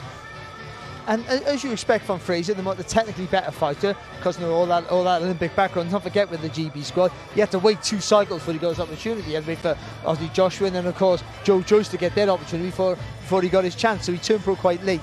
But that gave him the natural strength, you know, to turn professional and really, you know, hit the ground running. And he never. That's the truth. So when he did come to this fight, there were questions about what would he be like in round 7 when Wardley, as he does with every fight, drags you into a wall and hurts you with every punch. But he showed the right minerals for me, Fraser Clark. He got off the floor with a lovely right hand that dropped him and got up and fired back and won probably most of the rounds. You know, let's be honest, I think he did.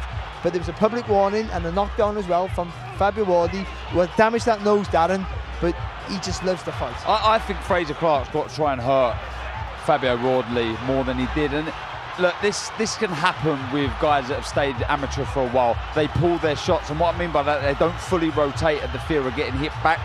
It's point scoring in the amateurs. It's a lot different than it is professional boxing. And you see the difference with Fabio Wardley. He fully goes for everything when he lets the right hand go. But they punch themselves to a standstill. What more can you ask for from any fighter, certainly heavyweights? No, they punch themselves to a standstill. Just think of that for a second. No, that weight was power in the shot.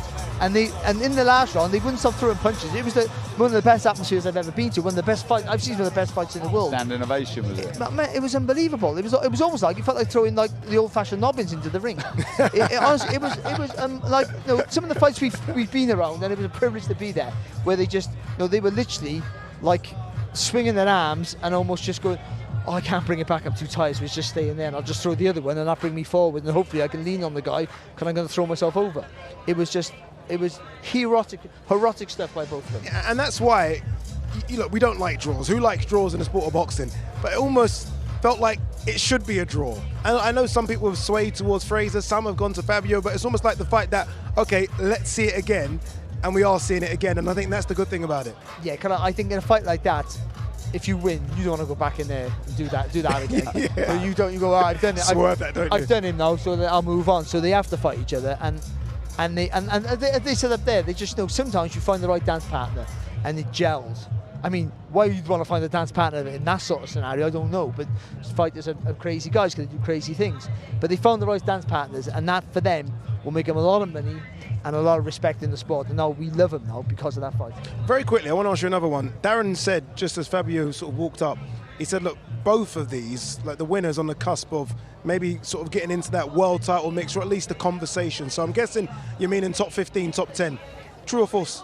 Yeah, you sort of think it's a domestic fight, so you shouldn't, you're going to calm down. But in this generation of fighters, I think that it is true. I think they will get a top 10 rating.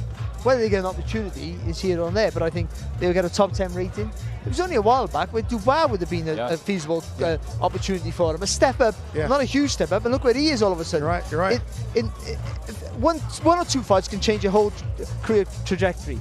But in the heavyweight division, one fight could take you from nowhere to somewhere. That division is the craziest division where it changes like that. Derek Chisora, for example, he's proved that. No, a loss doesn't define you. One good fight puts you back in the conversation.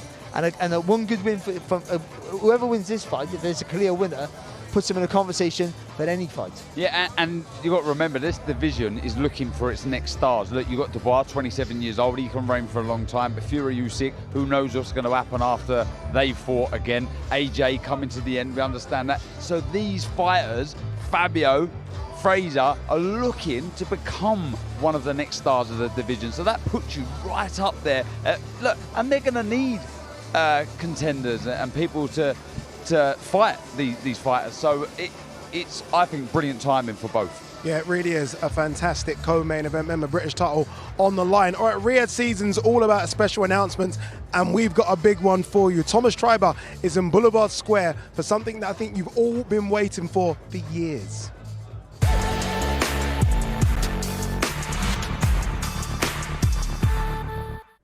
Ladies and gentlemen, another big moment in boxing history is happening.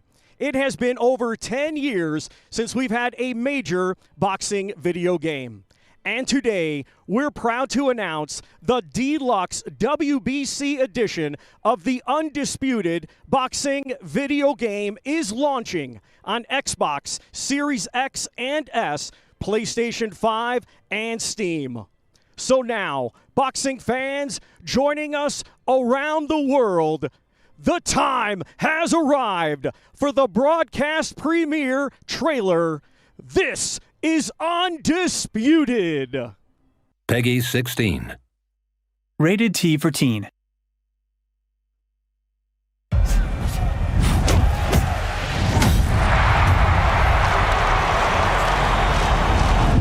Champions are not born. They're forged. The world is watching. Crowned in the ring. It takes the heart of a lion, the mind of a strategist, and the soul of a warrior. Every challenge is an opportunity. What a masterpiece tonight. How is he still on his feet? Every setback, a lesson. It demands an unbroken will that refuses to bow. Do you believe this? But this is not just about winning. This is about turning the ordinary into the extraordinary. Building a legacy and becoming undisputed. And it's an instant classic. Undisputed. Available now.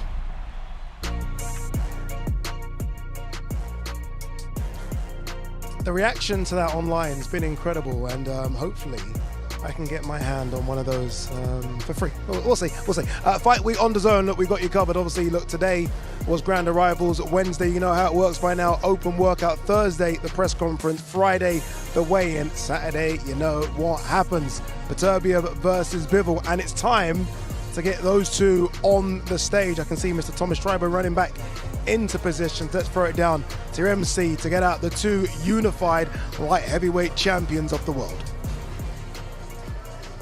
Ladies and gentlemen, at this time, let's welcome our main event participants. It's a battle of the undefeated this Saturday. They will be competing in a scheduled 12-round contest. It will be for the undisputed light heavyweight championships of the world.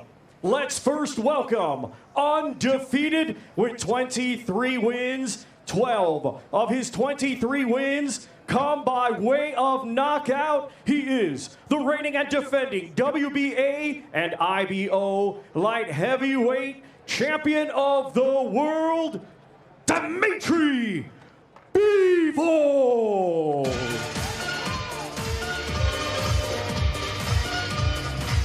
Here we go, Dmitry Bivol, the unified light heavyweight champion of the world, who's been doing this. When I spoke to him, he told me since he was 6. He first laced him up at 6, and here he is now at 33. The biggest night of his life is coming up. He bids to become undisputed light heavyweight champion of the world. He is sensational, isn't he, Barry? At his best, there's very few fighters that are more enjoyable to watch. His poetry in motion. Like I said the other week, how he moves with so much grace. You know, his balance is absolutely perfect. His judgment of the distance, like all world-class fighters, is just immense. He is a special talent.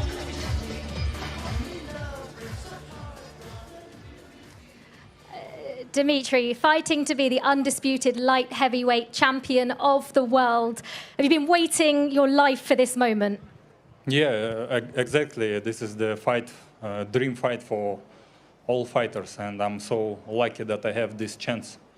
Because a lot of great fighters, they couldn't get this chance, and I got it. I was waiting, I was working hard, and now just I need to work in the ring. How long have these 4 months been? Because I was at your fight with Malik Zinad when he had to step in when this fight was meant to happen. Has it been a long 4 months? Has it felt long for you waiting for this fight? Now I feel like it was just one moment. Yeah, it took a week. No one can call this fight, Dmitry. Everyone's saying it's 50-50, but those that are saying you are saying it's your boxing brilliance.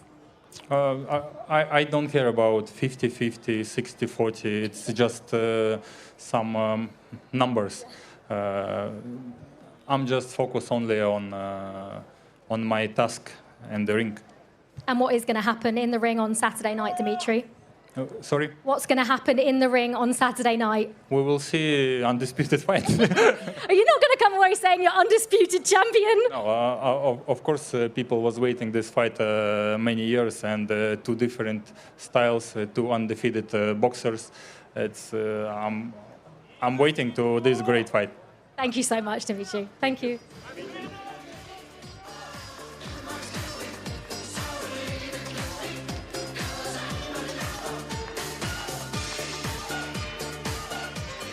And now let's welcome a 2012 Olympian, now undefeated as a professional with a perfect record. 20 wins, all 20 wins coming by way of knockout. He is the reigning and defending WBC, IBF, WBO, and Ring Magazine Unified Light Heavyweight Champion of the World, Artur Beterbiev. You heard Thomas say it, and sometimes you always feel like it can't be correct. 20 fights, 20 wins, 20 knockouts. He's basically just knocking everyone out that he's fighting. He's having to go through the gears in doing it, but so far, Darren, so good. And he's more than just a wrecking ball. He's a very smart wrecking ball. I'm going to say it one more time. 20 fights, 20 wins, 20 KOs. This man here is an absolute beast. So frightening in and out of the ring. He can hurt you with a jab. His right hand is destructive. He's a good body puncher. He goes through the gears. An exceptional fighter.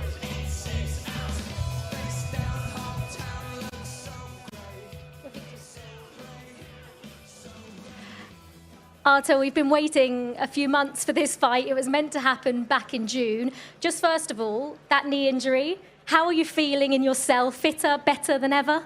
Yes, I'm good. Thank you. My knee is good too. Good. Obviously undisputed light heavyweight champion of the world. Have you thought about that at the end of Saturday night, if that is you? Maybe I'm not thinking about it, but now it's going to happen, I hope. How tough of an opponent is the man that was just on stage, Dmitry Bivol? We'll see on October 12th. We will see. Thank you so much. Good luck.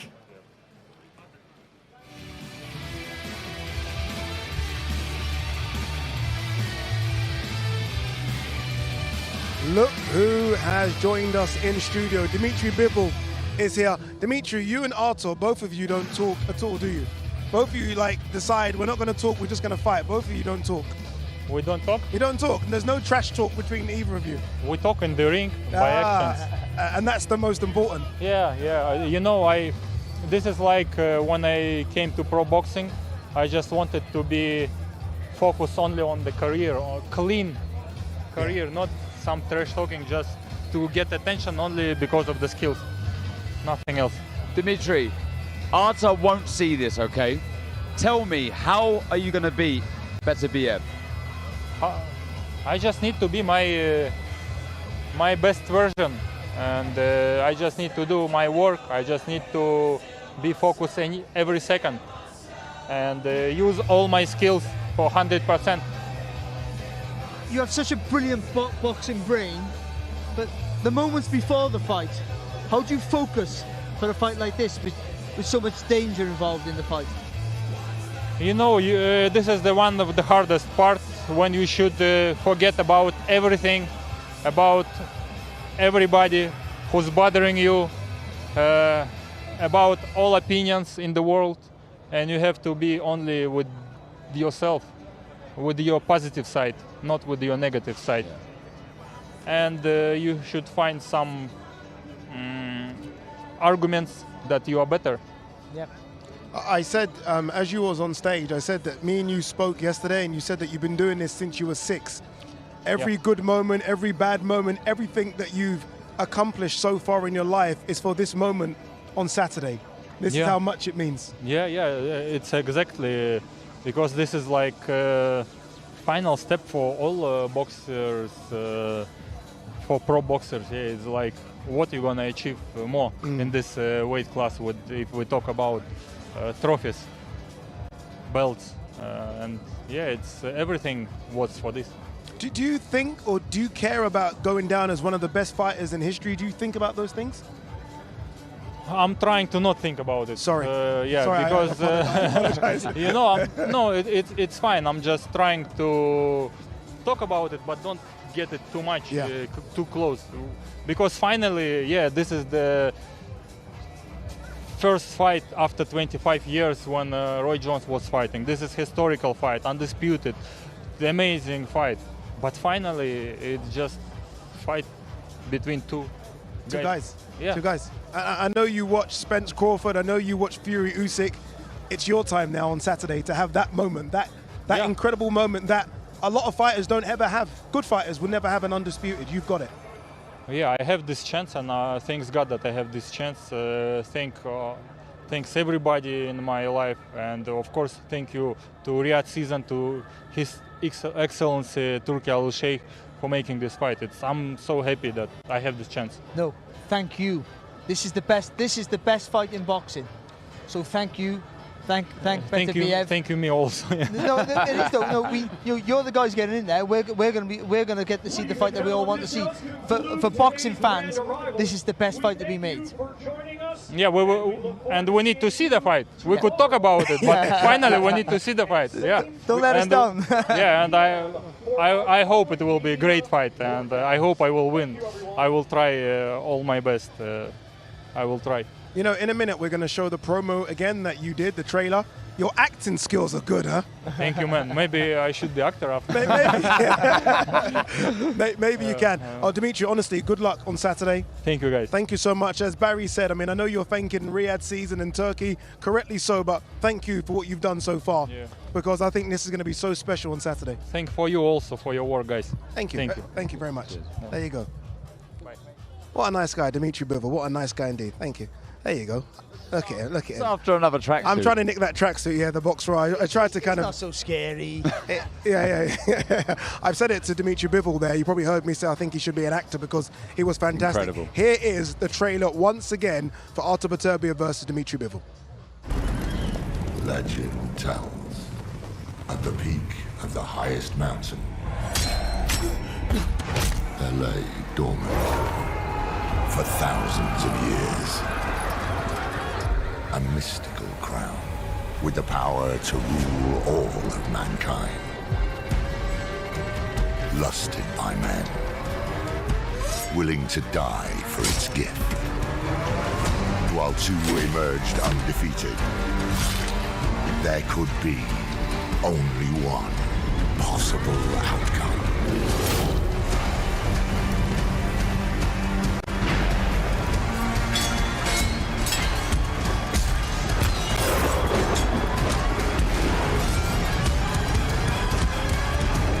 For one to wield the power to rule them all.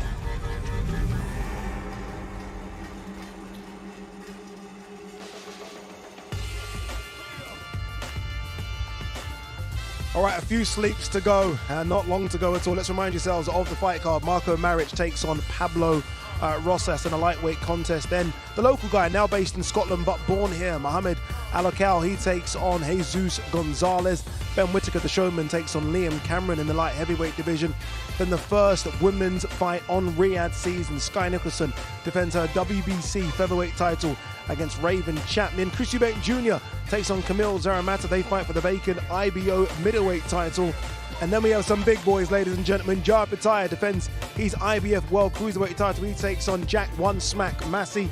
Fabio Wardley takes on Fraser Clark for the British heavyweight title. And Artur Beterbiev versus Dmitry Bivol for every single belt. By the way, there's a couple of belts that are not on there as well. The IBO and the Ring Magazine as well. Look who's joined us. Artur, how are you, brother? How are you? You good? Yeah. Yes? Take a bit of a step back, Artur. Thank you very much. We're very, very close. You've been dreaming. You told me that you've been dreaming about or been thinking about the Undisputed since you won your IBF title. We're, what, 3-4 days away now for the opportunity to become Undisputed. How are you feeling? I'm good. Yeah? You're always good. Thank you. You're always good. How's everything? You've not fought here before in Riyadh. Obviously, Dmitry Bivol has against Malik Zinad. Are you excited to be fighting in Riyadh for the first time? Yes, it's like another experience for me.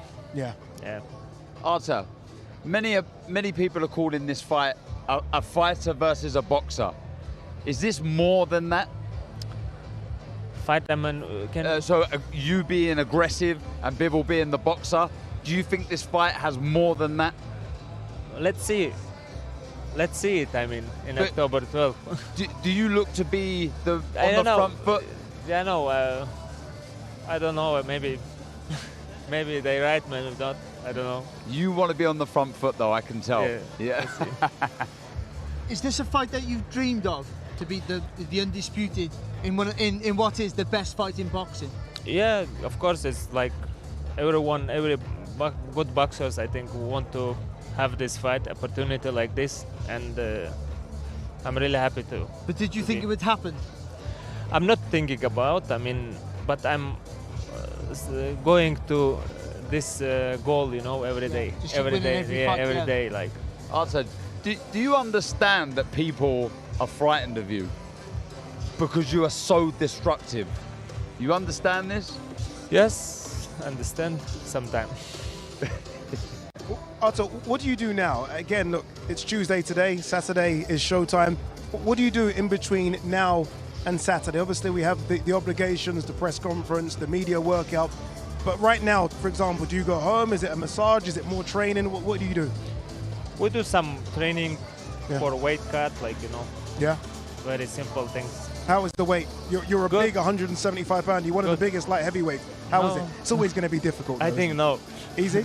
I think no. I'm not like not too big. I mean. You're very big. You're I'm big. standing next to you right now. You're very, very big. Artur, look, good luck on Saturday. Thank you. Enjoy it all. Thank you. Thank you. Chance to become undisputed. Artur Beterbiev. Honestly, this is when I say a man of very few words, but you don't want to push him on it. Normally, I like push him. I don't want to push him. Look at the smile on his face.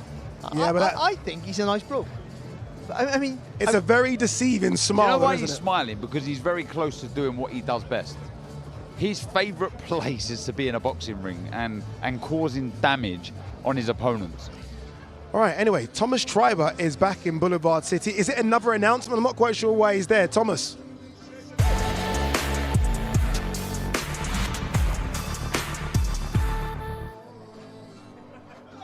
I'm back here at Boulevard City in beautiful Riyadh, Kingdom of Saudi Arabia. And now that we have completed the grand arrivals, we would once again like to share with you the broadcast premiere trailer for Undisputed. Peggy 16. Rated T for Teen.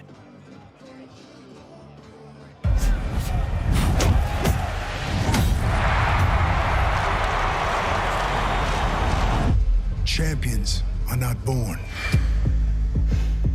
They're forged. The world is watching. Victory all in my eyes. Enemies only can see my demise. Crowned in the ring. It takes the heart of a lion, the mind of a strategist, and the soul of a warrior. Every challenge is an opportunity. What a masterpiece tonight. How is he still on his feet? Every setback, a lesson. It demands an unbroken will that refuses to bow. Do you believe this? This is not just about winning. This is about turning the ordinary into the extraordinary.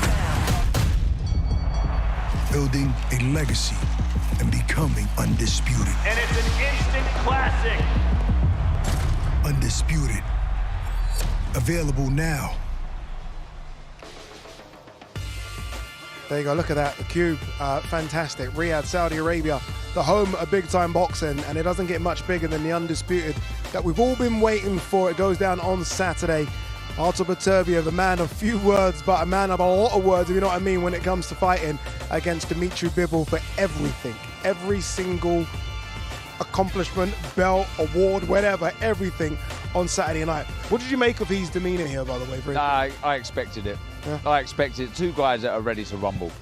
You know, you said it there. His fists do the talking. They are worthy of every word out there in the English dictionary and some. Yeah. You know, he's that destructive. But Bivol, he seems a lot more relaxed, I would say, out of the two, if I'm honest. You know, he's kind of sort of soaking it all up and enjoying it. But again, as we've said, with all of these guys, as the week starts progressing, you start seeing a shift in the personalities. You're going to be confident because to get to where you've got, you have to believe in yourself. You have to have that inner confidence. And Bivol sort of alluding to it. Selfishness. It's all about you. You're in your inner self, believe in what you can do, and with that, it excludes outside of you. Then, but like Darren said, what happened in that changing room? That's the worst part. When you put the gloves on and there's a knock at the door, and they'll say 5 minutes. Oh, that You that get just me kind nervous. of Mate, we'll stop it. It's too that's early the for this because I kind of got a feeling. That's the worst or the best, depending on who you are. But either way, that's where you got. That's where the focus really starts. You all builds up, but that's where you go. I'm on, and from there on in, you're on. And for someone like Beterbiev, think you've got to fight someone like that who goes, I'm on. But when he's on, it's I'm on to crush you. Yeah. I just can't wait. Sold. I can't see how you can. Whatever you say about this fight, it gives you that tingle of anticipation. It's just the best fight. See, normally what happens now is I normally try and sell it for you, but he just done it for me. I don't need to do anything here. What we do need to do is tell you fight week has begun, and we can't wait. Remember, tomorrow is going to be the media and public workouts. It's going to be interesting to see if Artur does anything in the ring tomorrow. He might just walk in, walk out, and no one's going to say anything to him. Nope. That's the beauty of it with Artur Beterbiev. But we'll see you tomorrow, 6:55. Make sure you join us, and make sure you join us on Saturday as well, because it is really a very, very special card. From us, goodbye. Legend tells, at the peak of the highest mountain, there lay dormant for thousands of years a mystical crown with the power to rule all of mankind.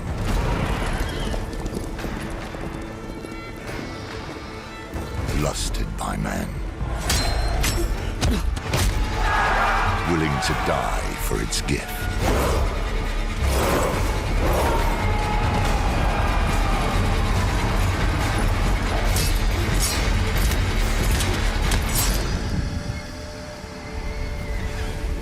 Unspeakable horrors. A wasteland of the fallen.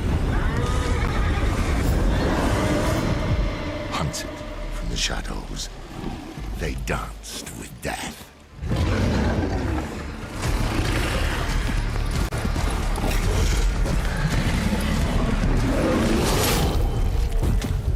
Braving the path to glory.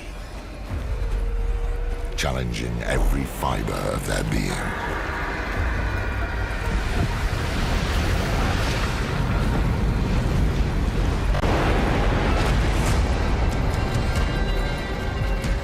While two emerged undefeated.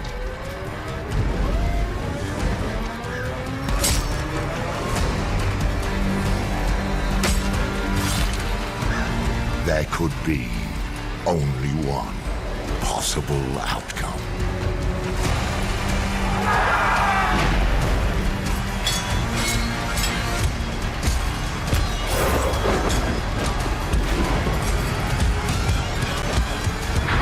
For one to wield the power to rule them all.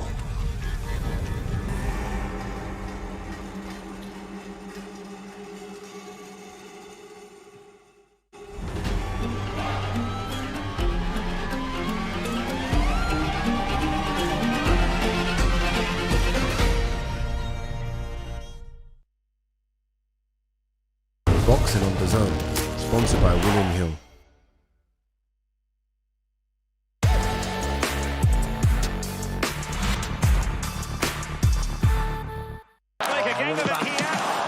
Penalty. Oh, if one man's going to miss. Here we go. Still a real promise. Intense pressure. One shot! Oh, not again, love. That is unreal, Bob. Here we go. Absolute perfection.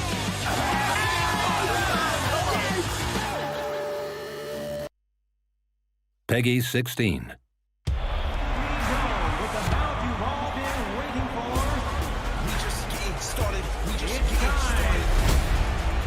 Oh my word, what a shot! Incredible action!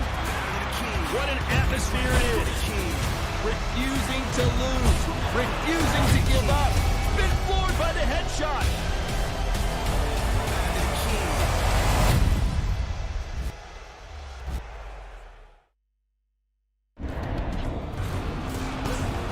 Fight Night on DAZN, brought to you by that prize guy.